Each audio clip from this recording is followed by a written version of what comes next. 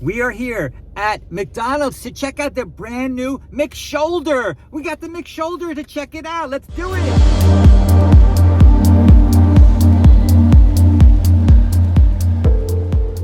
Is the McRib gross? Or as I used to say as a kid, gross. So when I was a kid, if we didn't like something, we would say, we wouldn't just say it's gross. We would go, gross. Do kids still say that? Like when I was a kid, this is like when the dinosaurs were around. Do kids still say that even? Gross. Okay, guys, we are at McDonald's. We got the McRib, and I'm going to tell you why you're never going to get this again. All right, so McRib is a limited edition. First of all, I thought it was gone forever. Remember, forever, the farewell tour of the McRib, like the Cher's farewell tour, the Elton John farewell tour. They always come back for the money, and McRib comes back for the money, okay? McRib comes around here and there because the price of pork is very cyclical, up and down, up and down. It's kind of like a penis. It goes up and down. Anyway, the price of pork goes down a certain time of year, and the components that are in the McRib can be very expensive. So when they're cheap, that's when they bring the McRib out, when the price of these pork items goes down. When the price goes back up, bye-bye McRib. We'll see you next time. Then it's when they get rid of the McRib. So that's the reason why it's limited edition. Okay. I just tried the McRib, and that's what happens if you try it. Anyway, excuse me, I apologize if I offended you. McShoulder, McTrite, McScalded stomach, McHeart. What's in the McRib? That's what's in the McRib. There's no rib meat in a McRib. It's all the yucky parts of the pig. Be honest with you, that's what's in it. It's a pig. Yucky parts of the pig that really nobody wants, or they can't advertise it, is what's a McRib. Imagine if it was called the McHeart. Oh, give me a McHeart. Nobody get it. McShoulder? I'd like a McShoulder.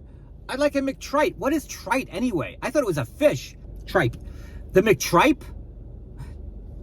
I'd like to order a McTripe to go. What is tripe? Do you really want to know? Okay, well, you asked, so I'm going to tell you. Tripe is like an inner lining of the stomach. Gross! Gross, okay? Listen, by the time I'm done with this, we're going to both be vegetarians. To be honest with you guys, I don't like to think of animals when I think of food.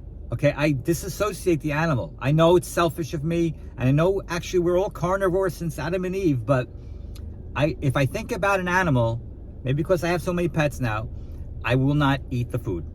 Okay, if I think about it as a little pig or a little cow, I won't eat it. Somehow or another, I'm able to disassociate that when I'm enjoying a burger, because I don't think of the cow. I don't. I'm sorry, Mr. Cow. I don't think of you that way. I think of it as a burger. Okay, if I thought of it as, Elsie the cow, I wouldn't eat it. Okay, that's just me. I somehow or another can do that. Some people can't. Some people become vegetarians, not because of health reasons, but because of the animal issues. They don't want to eat animal. Anything with a face, they don't want to eat it. And I respect anybody who does that. That's their option. And I respect you if you want to eat beef or pork. That's your option too. It's a personal choice. I'm not getting into what's right or what's wrong. I'm just telling you about me. I can eat anything, but I can't think of it as a living creature, or I won't eat it. Lobster. I used to be able to go to a lobster, seafood store, pick out a live lobster, bring it home, put it in a boiling pot, and cook it. I can't do that now. I will have a lobster at a restaurant that's prepared for me, but I won't cook a live lobster. Trout. I used to get trout. I used to fish for trout, and I used to get trout prepared, and it would be served with its eyes looking at me. I can't do that now. If you want to give me a piece of salmon that's prepared, great. But I can't eat it if I know it's something that was living. I'm able to just draw the line in my mind and go, okay, it's food. It's not an animal. Anyway, I digress. Sorry about that. All right. So, the McRib is actually not rib meat at all. It has nothing to do with the rib of the pig. It has everything to do with the parts of the pig that are cheap and tasty. What they do, kind of like sausage, and a lot of these parts are in sausage. Every day that you eat sausage, these parts are in it. You just don't know it. They don't advertise it that way. They could just say pork, like the McRib. If you finally can find the ingredient list of a McRib, it'll say pork as the ingredient. They don't break down what the pork is. Pork is the general term for meat of a pig, right? It's the pig flesh or whatever you want to call it. It's the part of the pig that you eat. It's called pork, okay? And the different parts of the pig that are formed into what they call this McRib patty are disgusting parts that it's not disgusting, but it's disgusting if you think about eating it. The heart, the shoulder, the trite, what else is it? Trite, tongue, the tongue, blah. All these disgusting things that you don't want to think about. So here are the parts of the animal that make up the McRib, okay? Now, the rib part up here, or down here, or spare ribs here, have nothing to do with the McRib. It's other parts of it, like the heart, wherever that is. The McShoulder, right here. The trite along the stomach lining. The tongue.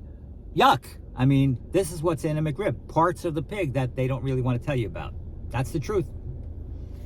Okay? So anyway, the McRib was invented, I don't know, 40, 50 years ago.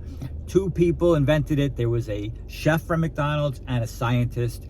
The chef comes from the Drake Hotel, and he was known for serving dignitaries, you know, fancy meals, right? And some of these fancy meals consisted of yucky parts of animals that he formed into creations. And I guess he presented to McDonald's. I'm not sure how the story works, how it came about, but it was his idea, basically, and the scientists at McDonald's, to come up with the McRib, which uses no McRib, which uses no rib, and just forms what looks like a rack of ribs into this rib patty.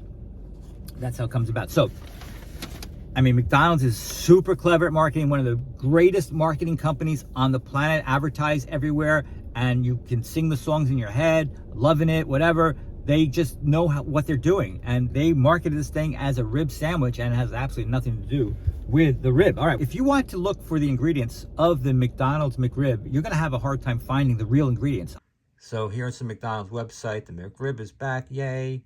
But if you want to know about the ingredients, you click on the nutrition information, here's what you get. Nothing. No nutrition, no ingredients, nothing. Allergy information, nothing.